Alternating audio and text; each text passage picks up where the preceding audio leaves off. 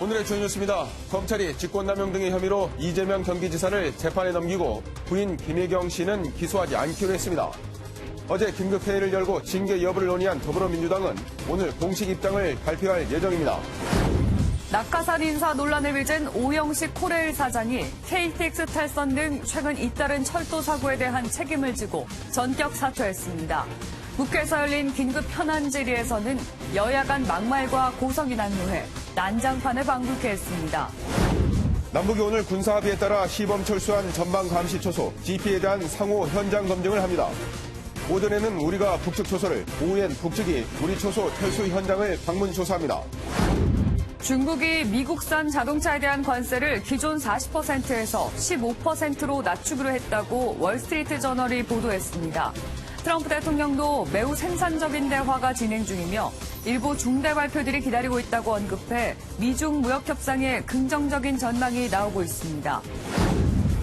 박항서 감독이 이끄는 베트남 축구 대표팀이 동남아시아 월드컵으로 불리는 스즈키컵 결승 1차전 원정 경기에서 말레이시아와 2대2로 비겼습니다. 베트남은 홈 경기에서 0대0 또는 1대1 무승부만 기록해도 10년 만에 스즈키컵에서 우승할 수 있습니다. 오늘은 전국이 대체로 맑은 가운데 서울의 아침 기온이 영하 6도까지 떨어지는 등 전국이 영하권에 머물러 춥겠습니다. 미세먼지는 수도권과 충청 등 서쪽 지역을 중심으로 나쁨 수준을 보이겠습니다. 안녕하십니까. 굿모닝 MBN입니다. 검찰이 이재명 경기지사를 직권남용과 허위사실 유포 혐의로 기소하면서 앞으로 향후 법적 다툼이 벌어질 것으로 보입니다. 반면 이 지사의 부인 김혜경 씨는 무혐의 처분했는데 경찰은 이례적으로 다소 의외라는 입장을 밝혔습니다. 추성남 기자입니다. 검찰이 이재명 경기지사를 기소한 혐의는 세 가지입니다. 친형 강제 입원과 관련한 직권남용과 성남 대장동 개발에 대한 허위사실 공표, 검사 사칭권을 공소장에 적시했습니다. 이른바 여배우 스캔들과 조폭 연루 의혹 등은 경찰과 마찬가지로 혐의가 없다고 봤습니다. 해경군 김씨 사건 피의자로 지목된 이 지사의 부인 김혜경 씨는 무혐의 처분을 내렸는데 사건을 검찰에 넘겼던 경찰은 다소 의외라며 이례적으로 입장을 내놨습니다. 이 지사는 검찰의 기소 방침이 나오자 곧바로 입장을 발표했습니다. 안타깝지만 예상했던 결론이라 그렇게 당황스럽지는 않습니다. 기소된 혐의에 대해선 진실이 드러날 것이라며 법정에 맡기겠다고도 했습니다. 고통스럽고 더디겠지만 진실은 드러나고 정의는 빛을 발할 겁니다. 그러면서 당에 누가 되지 않도록 최선을 다하겠다며 자진 탈당 가능성을 일축했습니다. 저는 여전히 자랑스러운 민주당의 당원입니다. MBN 뉴스 추성남입니다. 이재명 지사가 기소되면서 민주당이 어제 긴급 최고위원회 회의를 열고 대책을 논의했습니다. 이 지사에 대한 징계 여부를 놓고 격론이 오갔는데 당 차원의 조치가 필요하다는 쪽으로 의견이 모아졌는데요. 회의에 못 온 일부 최고위원들의 의사를 확인한 뒤 오늘 당 입장을 공식 발표하기로 했습니다. 이동화 기자입니다. 갑자기 소집된 더불어민주당 긴급 최고위원회의는 시작부터 무거운 분위기였습니다. 이재명 경기도지사에 대한 징계 여부와 야3당의 단식과 관련된 선거구제 개편 논의가 화두였는데 최고위원들 간 격론이 오갔습니다. 특히 이 지사의 징계 여부를 놓고 다양한 의견이 오갔지만 대부분의 참석자들이 당 차원의 조치가 필요하다는데 인식을 같이 했습니다. 민주당은 회의에 못 온 다른 최고위원들의 의견을 수렴한 뒤 오늘 오전 공식 입장을 밝히기로 했습니다. 홍영표 원내대표를 비롯해서 서른 최고위원, 김혜영 최고위원이 이제 불참을 하셨기 때문에 내일 최고위원 회의에서 의견을 마저 듣고 의결을 통해 가지고 다양한 수준의 조치 방안이 거론되는 가운데 민주당 윤리심판원도 법적 검토 준비에 들어간 것으로 확인됐습니다. 민주당이 조치에 나설 가능성이 커지면서 징계 찬성과 반대 청원을 각각 제출한 당원들 간 갈등의 골도 커질 것으로 보입니다. 무죄 추정의 원칙에 정면으로 위반되는 비민주적 대응이고 당 지도부 가운데 회의에 불참한 30 최고위원도 MBN과의 통화에서 법원에서 사실관계가 밝혀진 뒤 판단하자며 부정적 의견을 피력하는 등 민주당 내 내홍은 계속될 전망입니다. MBN 뉴스 이동화입니다. 강릉선 KTX 탈선 등 잇따른 안전사고의 책임을 지고 오영식 코레일 사장이 결국 사퇴했습니다. 전문성이 부족한 낙하산 인사라는 꼬리표에 시달려온 오 사장은 결국 임기를 3분의 1도 채우지 못했습니다. 김민수 기자입니다. 최근 3주간 10건의 사고를 낸 코레일의 오영식 사장이 결국 사퇴했습니다. 지난 2월 취임한 지 10개월 만으로 3년 임기에 3분의 1도 채우지 못했습니다. 삼선 의원 출신의 오 사장은 그동안 낙하산 인사라는 비판이 거셌습니다. 특히 지난 8일 발생한 강릉선 KTX 탈선 사고의 원인을 한파 때문이라고 말하면서 전문성 논란은 극에 달했습니다. 이 기온의 급강하에 따른 선로상의 문제들이 있을 수 있지 않을까. 급기야 문재인 대통령이 부끄럽다라고 말하는 등 강도 높게 비판하면서 오 사장의 입지는 더욱 좁아졌습니다. 오 사장이 물러남에 따라 당분간 코레일은 정인수 부사장이 대행을 맡아 강릉선 탈선 사고 피해 복구를 지휘할 예정입니다. 또 오 사장이 앞장서 추진했던 수서 고속철도, SR과 코레일의 통합 논의도 동력이 약해졌다는 분석이 나옵니다. MBN 뉴스 김민수입니다. 이런 가운데 KTX 사고를 짚어보겠다면서 국회에서 회의가 열렸습니다. 그런데 국회의원들은 고성과 막말을 주고받았습니다. 국민들은 이런 국회 어떻게 봤을까요? 권영범 기자입니다. KTX 사고를 살펴보겠다며 소집된 국회 국토교통위원회 전체 회의. 회의는 국회 출석을 앞두고 사퇴한 오영식 코레일 사장에 대한 질타로 시작됐습니다. 책임감 없는 분이 철도공사 사장을 하니까 이런 사고가 나는 거 아니겠어요? 그런데 김현미 국토교통부 장관이 국회에 오후나 돼야 출석하겠다고 한 것을 두고 여야 간 본격적인 말싸움이 시작됩니다. 이 자리에 와서 공개적으로 사과하고 잘못된 부분에 대해서 뭐가 문제인지 자백해야죠. 그러니까 당연히 올 수 없는 시간에 해놓고 김현미 장관은 이미 국무회의 때문에 어렵다는 말씀을 드렸습니다. 회의 일정에 합의하지 못해 야당 의원들만 입장한 채 개의가 선언되자 회의실은 아수라장이 됩니다. 지금 뭐하는 추태입니까 이게? 위원장님의 말을 이렇게 독선제 행포 부리지 말죠. 위원장 완전 차는 갑니까? 말씀 주십시오. 한바탕 소란 뒤 출석한 김현미 국토교통부 장관은 재발을 막겠다며 고개를 숙였습니다. 그 어떠한 변명의 여지도 없습니다. 빠른 시일 내에 사고의 원인을 명확히 규명하고 대형 사고 앞에서 보여준 국회의원들의 모습에 국민의 실망감은 더욱 커질 것으로 보입니다. MBN 뉴스 권용보입니다. 윤장현 전 광주시장이 권양숙 여사 사칭 사기 사건과 관련해서 이틀 동안 강도 높은 검찰 조사를 받았습니다. 오늘 새벽 2차 조사를 받고 나온 윤 전 시장은 불공정한 조사라면서 검찰 조서에 서명을 거부했습니다. 이혁근 기자입니다.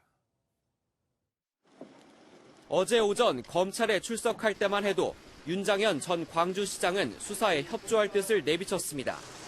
오늘 못다한 이야기 사실대로 잘 이야기하겠습니다.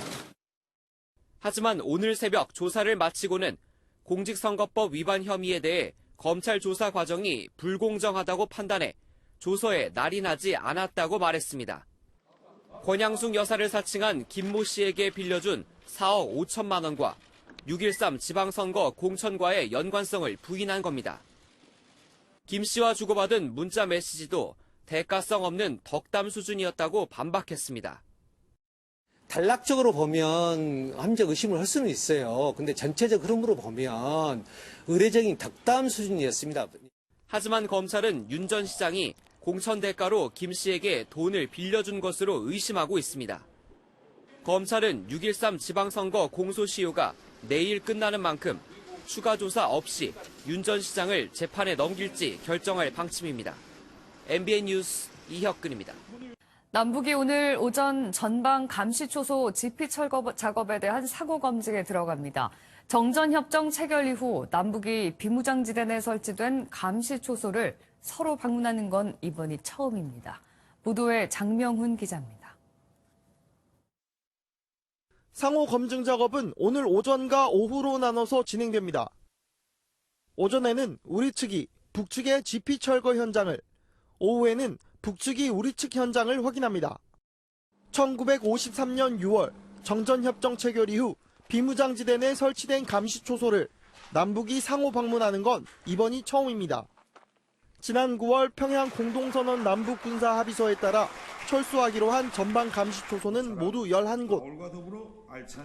초소마다 검증요원 5명과 촬영요원 2명이 투입되는데 남북이 각각 77명씩 모두 154명이 도보를 통해 이동합니다.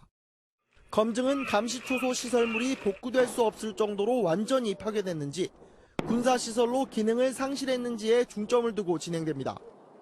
특히 우리 측은 땅굴 등 지하시설로 이뤄진 북측 지피를 확인하기 위해 지하-투과 레이더를 사용해 검증에 나섭니다.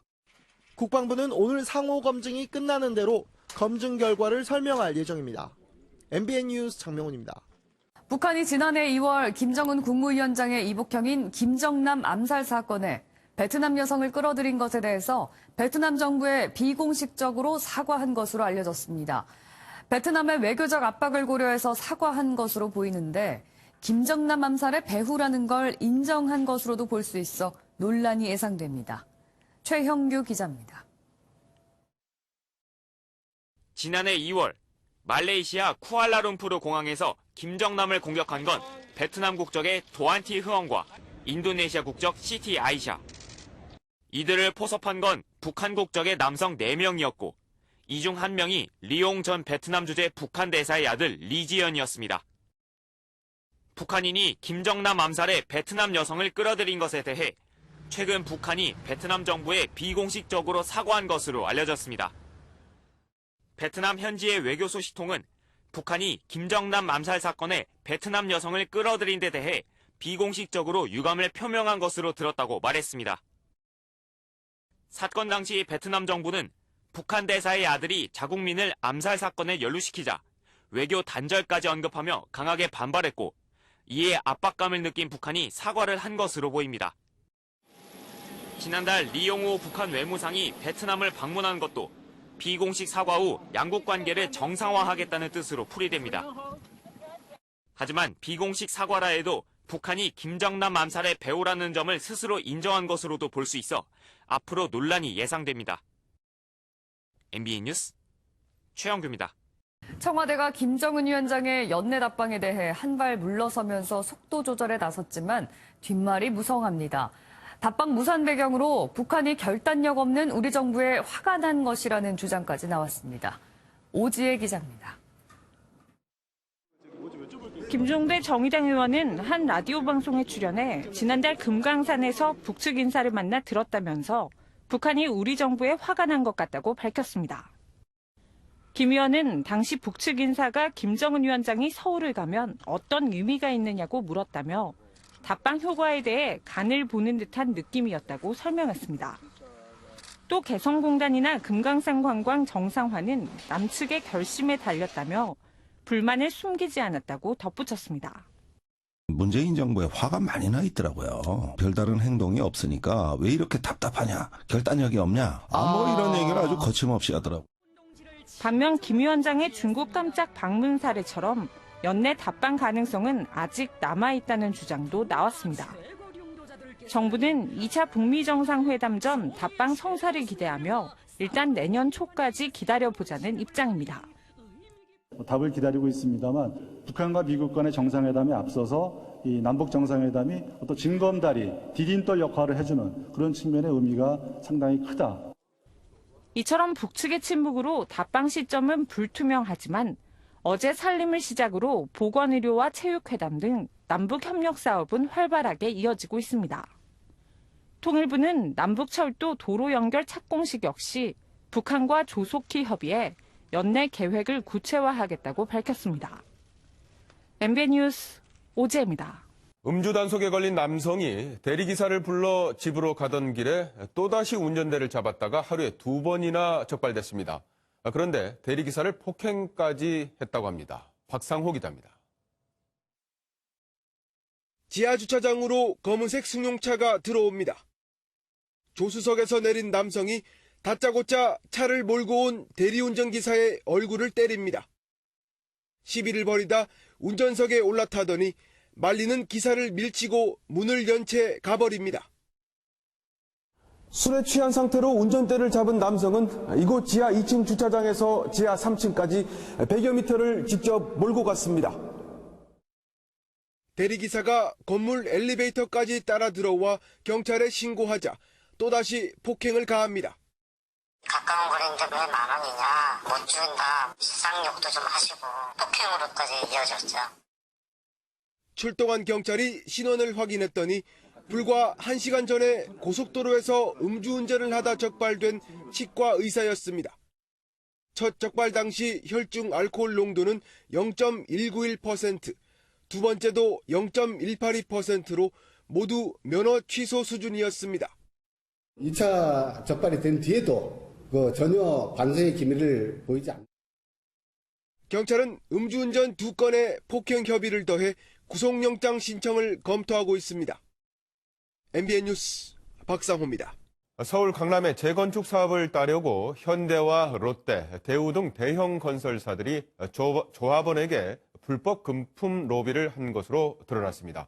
현금은 물론 태블릿 PC에 최고급 호텔과 리조트 숙박권까지 제공했습니다. 노태현 기자입니다. 서울의 한 오피스텔에 경찰이 들이닥칩니다. 강남 재건축 시공사 선정을 앞두고 한 건설사와 계약한 홍보 대행업체의 비밀 사무실입니다. 홍보 대행업체는 이곳에서 직원들을 통해 조합원에게 금품을 제공하는 방법을 논의하고 그 결과도 보고받았습니다. 건설사들이 홍보대행사 용역비를 부풀려 비자금을 만든 뒤 이 돈으로 재건축 조합원에게 금품을 지급한 겁니다. 홍보요원들은 조합원 개별 접촉이 금지돼 있지만 수시로 단지를 돌며 명품 가방과 현금 등을 제공했습니다. 고가의 태블릿 PC를 주는가 하면 100만 원이 넘는 계열사의 최고급 호텔 숙박권과 접대 여행까지 이루어졌습니다. 100만 원에 투숙권을 주겠다. 그러면 롯데건설을 찍어달라. 이렇게 얘기하더라고요. 이런 방법으로 서울 강남의 재건축 시공권을 따내기 위해 뒷돈을 제공하다 적발된 대형 건설사는 현대, 롯데, 대우 등 모두 3곳이었습니다. 조합원에게 뿌리기 위해 이들 건설사들이 준비한 금액만 43억 원에 달했습니다.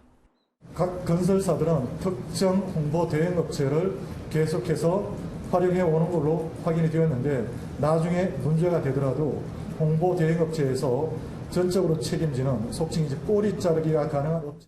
경찰은 현대와 롯데, 대우 등 건설사 3곳과 임직원 22명 등 관계자 334명을 입건하고 검찰에 넘겼습니다. MBN 뉴스 노태현입니다. 국회의원들의 셀프 세비 인상을 두고 비판이 쏟아지자 각 당이 내년도 세비 인상분을 반납하겠다면서 민심 수습에 나섰죠. 내년도 인상분을 사회에 환원하겠다는 건데 여론이 잠잠해지면 다시 받아가는 이른바 꼼수 반납이 아니냐는 의심의 눈초리가 큽니다. 김도형 기자입니다. 국회의원들이 연간 182만 원에 해당하는 세비를 셀프 인상한 것을 두고 비판 여론이 나날이 거세지고 있습니다. 국회의원들의 셀프 세비 인상을 중단하라는 청와대 국민청원 게시글에는 나흘 만에 18만 명이 넘는 인원이 참여했습니다. 성남 민심에 더불어민주당과 바른미래당, 민주평화당은 세비 인상분을 반납하거나 기부 형식으로 반환하기로 했고 자유한국당도 반납 여부를 검토해보겠다고 밝혔습니다. 정의당은 민주당과 한국당이 세비를 도둑 인상했다며 세비 인상분 수령을 거부하겠다고 나섰습니다. 국회 사무처는 도로 가져가시기 바랍니다. 시민이 참여하는 국회의원 보수산정위원회를 만들어서 셀프 인상 구조 자체를 바꿔야 합니다.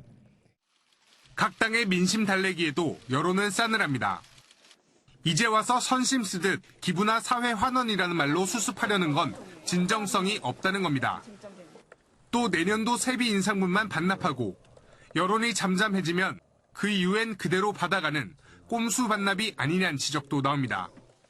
국회가 세비 셀프 인상에 이어 뒤늦은 셀프 반납으로 다시 한번 여론의 문매를 맞고 있습니다. MBN 뉴스 김도형입니다. 문재인 대통령이 고용노동부 업무보고에서 고용 문제에 있어서는 지금까지 성공하지 못했다는 게 엄중한 평가라고 말했는데요. 고용노동부는 지역 맞춤형 일자리에 지원을 강화하겠다고 보고했습니다. 정설민 기자가 보도합니다. 문재인 대통령은 국무회의에서 지역경제 살리기 위해 최선을 다할 것을 주문했습니다. 지역경제 활력 회복이 시급합니다. 대한민국 경제의 성장판은 지역에 있다고 해도 과언이 아닐 것입니다. 뒤이어 고용노동부 업무 보고에서는 일자리 문제에 성과를 내야 한다고 강조했습니다. 적어도 고용 문제에 있어서는 지금까지는 어쨌든 성공하지 못하고 있다라는 것이 엄중한 평가라고 생각합니다. 고용부는 곧바로 지역 맞춤형 일자리를 만들겠다고 응답했습니다. 지자체가 지역 특성에 맞는 일자리 정책을 내놓으면 한 해 동안 예산 1,000억 원을 지원하기로 했습니다. 고용부 업무보고는 임종석 청와대 비서실장과 홍영표 더불어민주당 원내대표가 참석해 무게감을 더했습니다. 서울에서 열린 일자리위원회 워크숍에는 전국 지자체가 한자리에 모였습니다. 이 자리에서 이해찬 민주당 대표는 광주형 일자리를 꼭 성사시키고 지역 맞춤형 일자리를 늘리겠다고 밝혔습니다. MBN 뉴스 정세민입니다. 김동연 전 부총리를 대신할 홍남기 경제부총리 겸 기획재정부 장관이 어제 취임식을 하고 본격적인 업무에 들어갔습니다. 최저임금 속도 조절과 관련해서는 시장의 우려를 잘 알고 있다며 결정 과정을 개편할 구체적인 시간표를 내놨습니다. 신동규 기자입니다. 홍남기 경제부총리는 최저임금과 관련한 시장의 우려를 잘 알고 있다며 속도 조절이 필요하다고 밝혔습니다. 최저임금 등과 같이 일부 시장의 기대에 비해서 속도가 빨랐던 일부 정책들에 대해서는 적극적으로 보완해 나가야 하기도 할 것입니다. 그 일환으로 최저임금 결정 구조를 개편할 필요가 있다면서 최저임금위원회 산하에 구간설정위원회를 두는 방안을 제시했습니다. 내년 5월 최저임금 결정 전에 구조 개편이 이루어져야 하기 때문에 구체적인 안을 내년 3월까지 내놓겠다며 시간표도 제시했습니다. 또 큰 틀의 정책보다 구체적인 정책에 초점을 두겠다며 손에 잡히는 성과를 강조했습니다.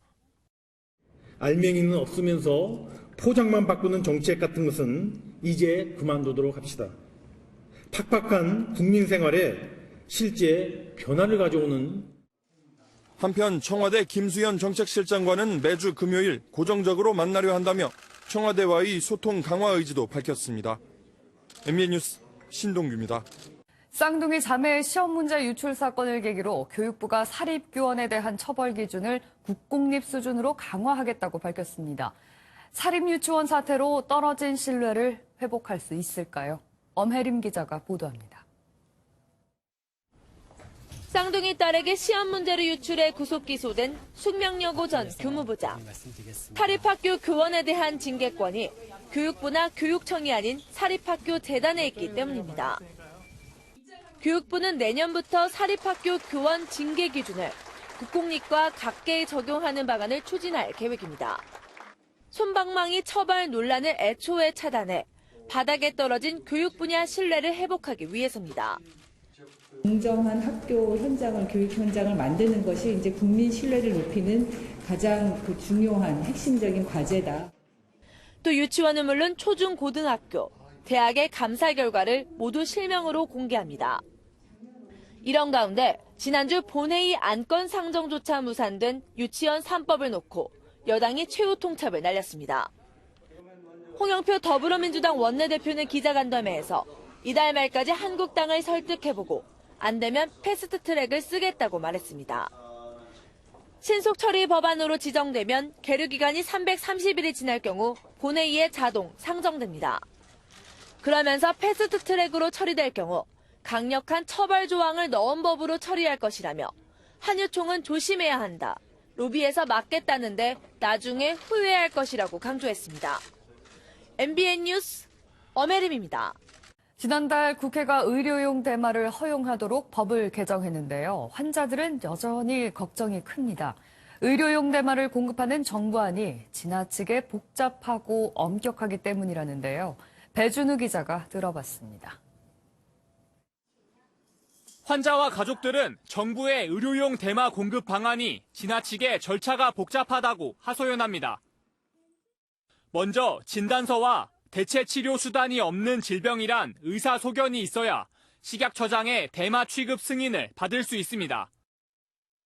이후 희귀 필수 의약품 센터에 신청하면 해외에서 의약품을 수입해 공급받게 되는데 이게 2달 넘게 걸린다는 겁니다.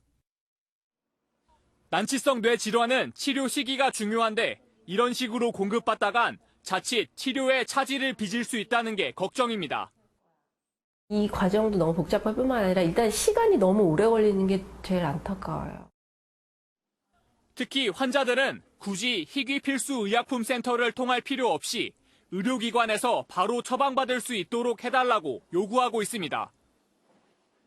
실제 모르핀이나 아편 등 다른 의료용 마약류와 비교해도 형평에 어긋나는 데다 의료용 대마는 전 세계적으로 안전성을 인정하는 상황. 그거는 환각작용이 없기 때문에 중독성이 없고 또 통증이나 어떤 간질, 발작을 줄일 수 있는 효과가 있기 때문에 치료용으로 쓸 수 있는 약입니다. 이미 해외에서도 중국과 영국, 독일 등은 의사 처방만으로 의료용 대마를 쓸 수 있고 의료용 대마 오일의 경우 대부분 의사 처방 없이도 판매를 허용하고 있습니다. 이에 대해 식약처는 대마에서 추출된 성분인 만큼 주의가 필요하다는 원론적인 입장만 반복하고 있습니다. 대마라는 게 아시다시피 의존성이 있는 거잖아요. 처음부터 확 풀었을 때 그런 부작용이나 점진적으로 이제 사회적인 이제 합의를 거쳐서 대마라는 편견에서 벗어나 환자의 치료를 고려한 실효성 있는 정책 추진이 필요하다는 지적이 나옵니다. MBN 뉴스 배준우입니다. 검찰이 조직폭력배 출신 사업가로부터 운전기사를 무상으로 지원받았다는 의혹을 받는 은수미 성남시장을 재판에 넘겼습니다. 은 시장 측은 관련 혐의를 전면 부인했습니다. 안병욱 기자입니다.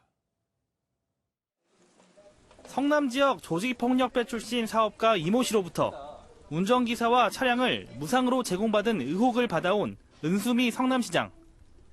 사건을 수사한 수원지방검찰청 성남지청은 은 시장을 어제 정치자금법 위반 혐의로 불구속 기소했습니다. 재작년 6월부터 약 1년 동안 90여 차례에 걸쳐 운전기사와 차량 편의를 무상으로 받은 은 시장은 정치자금법 위반 혐의를 받고 있습니다. 반면 은 시장은 운전기사와 차량을 지원받은 사실은 인정하면서도 자원봉사자라고 알았다고 항변하는 상황.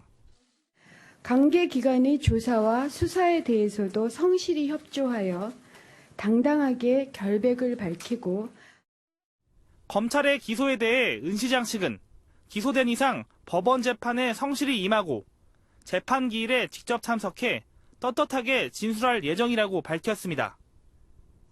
은 시장은 지난 5월 이재명 경기지사의 지역구였던 성남시의 후보로 전략 공천돼 6.13 지방선거에서 성남시장으로 당선됐습니다. 은 시장에 대한 재판은 수원지법 성남지원에서 진행될 예정입니다. MBN 뉴스 안병욱입니다. 검찰이 사법농단 의혹 수사와 관련해 중앙선관위원장을 지낸 이인복 전 대법관을 소환 조사했습니다. 전직 대법관으로는 네 번째인데 통합진보당 소송과 법관 블랙리스트 의혹 때문입니다. 이권열 기자입니다. 검찰 소환에 불응하던 이인복 전 대법관이 지난 일요일 검찰에서 비공개 조사를 받았습니다. 이 전 대법관은 2014년 12월 옛 통합진보당 재산을 국고로 귀속시키는 과정에 개입했다는 의혹을 받고 있습니다.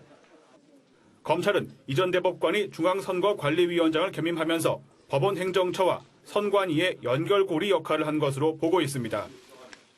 청와대는 법원 행정처의 통진당 재산을 어떻게 처리할지 검토해달라는 요청을 했고 법원 행정처는 청와대 입맛에 맞는 처리 방안을 문건으로 만들었습니다.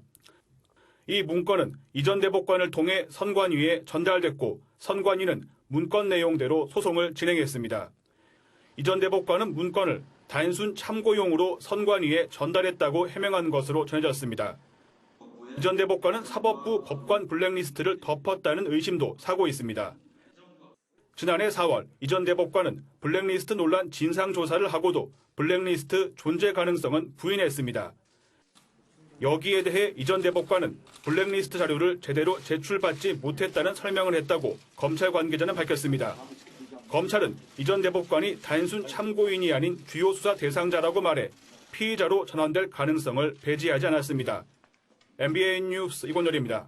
중국이 미국산 자동차에 대한 관세를 기존 40%에서 15%로 낮추기로 했다고 미국 언론들이 보도했습니다. 트럼프 대통령은 트위터를 통해 중국과의 무역 협상에서 중대한 발표가 있을 것이라고 말하면서 진전이 있음을 예고했습니다. 박통일 기자입니다. 미국 블룸버그 통신은 중국이 미국에서 생산된 자동차에 대한 수입 관세율을 현재 40%에서 15%로 낮추기로 했다고 보도했습니다. 중국은 지난 7월 모든 수입 자동차에 대한 관세율을 25%에서 15%로 내렸지만 미국산 자동차에 대해서는 오히려 40%로 대폭 인상했습니다. 수입 자동차의 관세율은 모두 내리면서도 미국을 향해선 보복 관세를 부과한 겁니다. 이후 미국 역시 똑같이 중국산 자동차에 관세를 부과하겠다고 압박하면서 두 나라의 대립은 극한으로 치달았습니다. 이번 결정은 미중 무역전쟁 완화의 신호탄으로도 해석됩니다. 앞서 두 나라 무역협상 대표가 통화하고 협상 일정 등을 논의한다는 소식이 알려지면서 변화의 흐름이 감지됐습니다. 트럼프 대통령도 트위터에 매우 생산적인 대화가 진행 중이며 일부 중대 발표들을 기다려라고 언급해 향후 협상의 긍정적 전망을 높였습니다.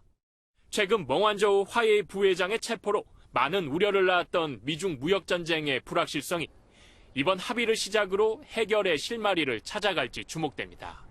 MBN 뉴스 박통일입니다.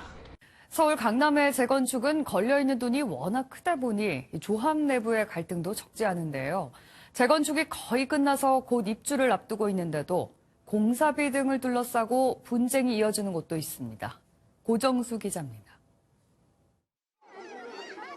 이달 말 입주를 앞두고 있는 만세대에 이르는 서울 송파구 한 재건축 아파트 단지에서 물리적 충돌이 빚어졌습니다.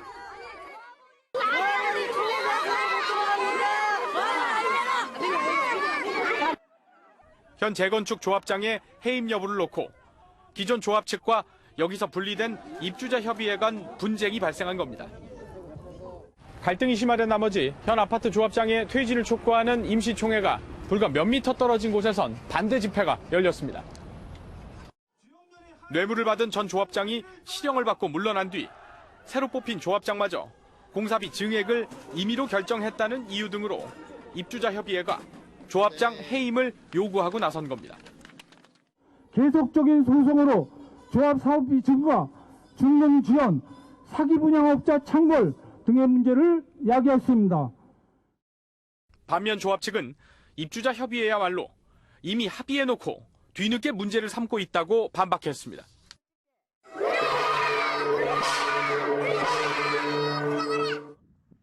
강남 재건축을 둘러싼 갈등 양상은 가히 복마전을 방불케 합니다. 분쟁을 넘어 공식적으로 적발된 강남권 재건축 비리는 최근 2년간 190건에 육박하는 상황. 재건축 갈등과 비리를 근절할 보다 실효성 있는 대책이 필요한 시점입니다. MBN 뉴스 고정수입니다. 지하로 달리는 KTX라고 불리죠. GTX. 그중에서도 C노선이 가장 중요한 관문인 예비타당성 조사를 통과했습니다. 의정부에서 강남까지 16분이면 간다고 하는데 해당 지역에는 기대감이 커지고 있습니다. 김경기 기자가 취재했습니다. 수도권 북부 주요 위성도시인 의정부시입니다. 1호선 전철이 있어 광화문 등 서울 도심으로 출근하는 데는 큰 어려움이 없지만 강남 쪽이 문제입니다. 강남으로 가려면 적어도 한 번 이상 환승을 하거나 아니면 중간에 전철에서 내려 버스로 갈아타야 합니다. 1시간 반 정도 걸리지. 그치? 강남 나가려고 할 때 약간 시간도 많이 걸리고 가기로 했는데 좀 안 가게 돼요. 지역 주민들은 강남으로 가는 GTX C 노선을 조기 추진해달라고 줄기차게 요구했고 7년 만에 예비 타당성 조사를 통과했습니다. 경기 북부 양주시에서 시작해 서울 청량리, 삼성동, 과천 등을 거쳐 경기 남부 수원시까지 달리는데 시속 100km로 의정부에서 삼성까지 16분, 수원에서 삼성까지는 22분이 걸릴 것으로 예상됩니다. 시 노선이 지나는 지역은 벌써 술렁이고 있습니다. 교통이 빨라져서 직장 가는 것도 용이해졌고 기사를 보고 난 뒤에는 문의가 상당히 많이 늘어날 거라고. 정부는 기본계획 수립과 설계 등 후속 절차를 차질 없이 추진해 2021년 말에는 공사에 들어갈 방침입니다. 아울러 GTX-A는 올해 안에 착공하고 B노선은 예비 타당성 조사 면제가 유력한 상황이어서 GTX발 교통혁명에 속도가 붙을 전망입니다. MBN 뉴스 김경입니다. 거래가 재개된 삼성바이오로직스가 어제 20% 가까이 급등했지만 여전히 불확실성이 많다는 지적입니다. 여기에 또 다른 대형 바이오 기업 셀트리온 헬스케어에 대한 분식회계 의혹이 제기되면서 바이오 업계에 또 악재가 나왔습니다. 이기종 기자입니다. 한 달 만에 거래가 재개된 삼성바이오로직스. 장 시작과 함께 주가가 수직 상승하며 단숨에 시가총액 4위로 올라섰습니다. 하지만 주가 반등에도 분식회계 혐의에 대한 검찰 수사가 진행 중이고 행정소송도 예고돼 있어 불확실성은 여전합니다. 바이오 대장주 셀트리온 헬스케어도 분식회계 의혹에 휩싸였습니다. 쟁점은 셀트리온 헬스케어가 해외 사업에 집중하겠다며 국내 판매권을 모회사인 셀트리온에 되팔면서 매출로 잡았다는 점입니다. 금융당국은 셀트리온 헬스케어가 이 같은 회계 처리로 가까스로 흑자로 돌아선 것에 주목하고 감리를 벌이고 있습니다. 무형자산인 판권을 팔면서 영업이익으로 회계 처리한 게 적절했느냐는 겁니다. 판권 매각이라고 하는 것이 극히 일시적인, 일회적인 그러한 이제 거래라면 이것은 영업 외 수익으로 계상하는 것이. 회사 측은 판매권 매각이 영업활동에 해당한다며 의혹을 일축했지만 이른바 셀트리온 삼형제의 주가는 모두 10% 안팎 급락했습니다. 대형 바이오 기업들의 연이은 분식회계 의혹으로 바이오 업계는 물론 주식시장 전반으로 파장이 커지고 있습니다. MBN 뉴스 이기중입니다. 전 세계가 미래차 개발에 앞장서고 있는데요. 우리나라는 수소 전기차로 승부를 걸고 있습니다. 현대자동차가 이를 위해서 2030년까지 연간 50만 대 수소 전기차를 생산하는 비전 2030을 공개했습니다. 이상주 기자입니다. 수소 사회를 국가 어젠다로 선정한 일본. 수소차 굴기를 선언한 중국에 맞서 한국 자동차 산업이 대변혁에 나섭니다. 현대차가 2013년 세계 최초로 수소차 양산화에 성공한 기술력을 앞세워 2030년 연간 50만 대 규모의 수소 전기차를 본격적으로 생산합니다. 12년간 7조 6천억 원을 투자해 수소차 시대를 열겠다는 구상입니다. 머지않아 다가올 수소경제라는 신산업 분야의 퍼스트 무버로서 수소가 주요 에너지인 수소사회를 선도해 나가겠습니다. 수소차는 공기 필터로 미세먼지까지 정화할 수 있는 친환경 미래차입니다. 한국은 세계적인 기술력을 갖췄지만 그동안 각종 규제의 벽에 부딪혀 진척이 이뤄지지 못했습니다. 그 사이 일본과 중국은 국가가 앞장서서 수소차 경쟁력을 키워 오히려 한국을 위협하고 있습니다. 물량과 표준 경쟁에서 밀릴 수 있다는 위기감마저 돌면서 정부도 수소차 산업을 육성하기로 했습니다. 세계 시장에서의 주도권을 확보하고 또 업계가 구축한 이 성장 모멘텀을 이어갈 수 있도록 우리 정부에서도 적극 지원하도록 하겠습니다. 미래차 시장을 장악하기 위한 한중일 경쟁이 벌써 시작됐습니다. MBN 뉴스 이상주입니다. 카카오 카풀 서비스 시행에 반발한 택시기사의 분신 사망을 계기로 택시업계가 강경투쟁을 예고했습니다. 강신표 전국택시노동조합연맹 위원장은 오는 20일 서울 여의도 국회 앞에서 10만 명 규모의 대규모 집회를 열 것이라면서 차량 10,000대를 동원해 국회를 둘러쌀 것이라고 말했습니다. 1심에서 징역 15년을 선고받은 이명박 전 대통령에 대한 항소심 재판이 오늘부터 시작됩니다. 항소심 심리를 맡은 서울고등법원 형사 1부는 오늘 오후 2시 반 이 전 대통령의 배임과 횡령 혐의에 대한 첫 공판 준비기를 진행합니다.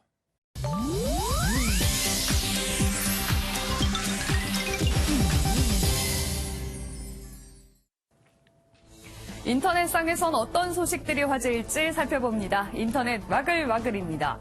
인도 최고 갑부의 딸이 호화로운 결혼식을 올려 전 세계 이목을 끌고 있습니다. 낯익은 하객들, 삼성전자 이재용 부회장을 비롯해서 힐러리 클린턴 전 미 국무장관, 팝스타 비욘세까지 한자리에 모였는데요. 이날 결혼식에 든 비용만 무려 1,200억 원. 하객을 수송하기 위해 전세기를 100여 차례나 뛰었다는데요.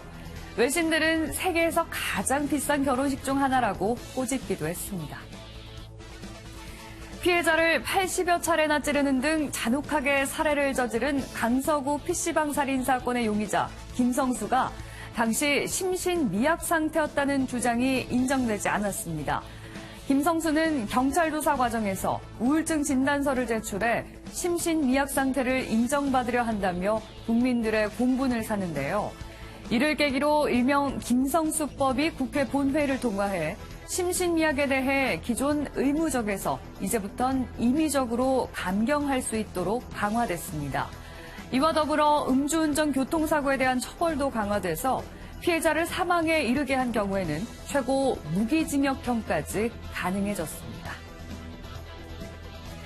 엊그제 불이 난 부천의 한 폐자재 창고에서 한 남성이 다리에 전선이 감긴 채 숨져 있었다는 소식 전해드렸는데요. 살해나 방화 의혹까지 제기됐지만 남성이 스스로 극단적인 선택을 했을 가능성에 무게가 실리고 있습니다. 해당 남성은 부천의 한 고시원에 거주하던 60대 남성이었던 것으로 밝혀졌는데요.